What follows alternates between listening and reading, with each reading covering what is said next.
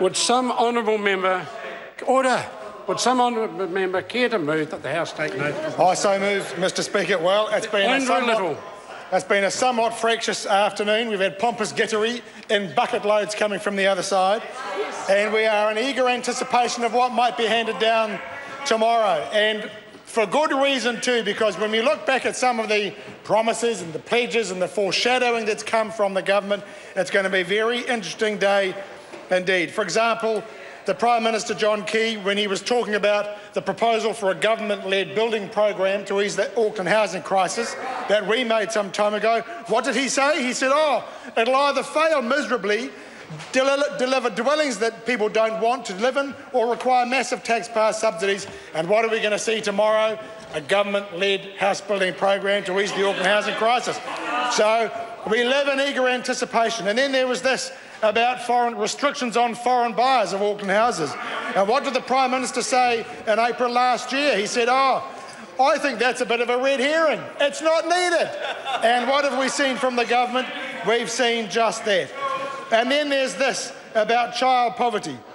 Because you see, we had Anne Tolley, the Minister of Social Development, saying, we are working on a comprehensive plan on child poverty. And the Prime Minister himself said in the days and weeks following the election, child poverty will be our top priority. And what do we see now? The government rapidly backpedalling, backing out of doing anything about child poverty. So we live in eager anticipation. We live in eager anticipation. I might add also what the Prime Minister said just a couple of days ago about children in poverty, and he said, children in poverty don't have it so bad because they get lots of entitlements that better off kids don't get. This is their attitude towards child poverty. Now, I never thought I would say this.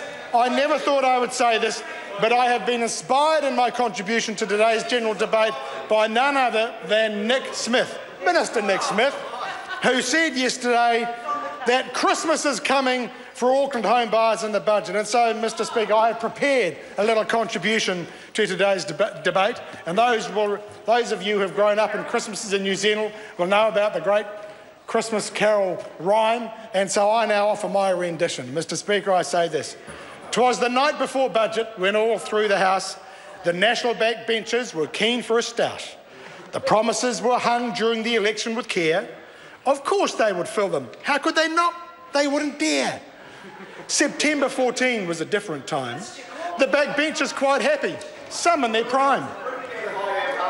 Nestled all snug in their leather armchairs, John, Bill and Stephen washed away all their fears. There had been promises of surpluses, of poverty relieved, of great fiscal wonders, or so they believed. They've got us this far, the backbenchers said. What could possibly go wrong? We're so far ahead. But Bill English knew, he just hid his fear, that all their good words were just plain hot air. It's great that Mike Hosking and Port Henry are glowing, but nothing can mask an economy slowing. We have to do something. We have to be quick, said John Key to his cabinet that had run out of tricks.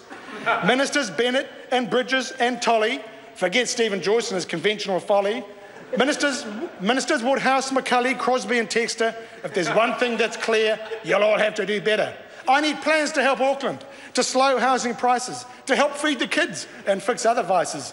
Where's the plan for trains, trucks and bikes? My Facebook page tanking, I can't get no likes. And I'm sick of seeing Andy, the new man about town. He never gets angry, we can't bring him down.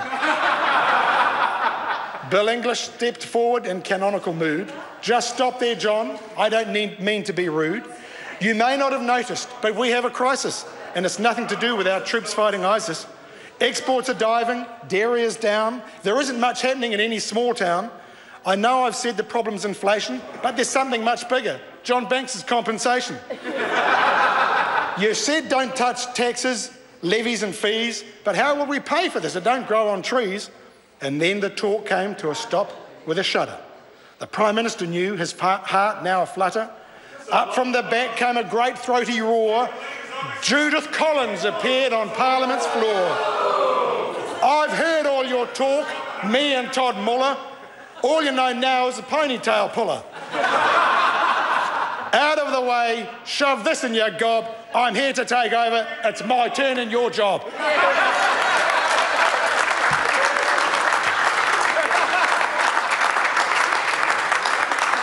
Honourable Dr Nick Smith. Mr Speaker, I think David Cunliffe's poetry on Harvard was significantly better.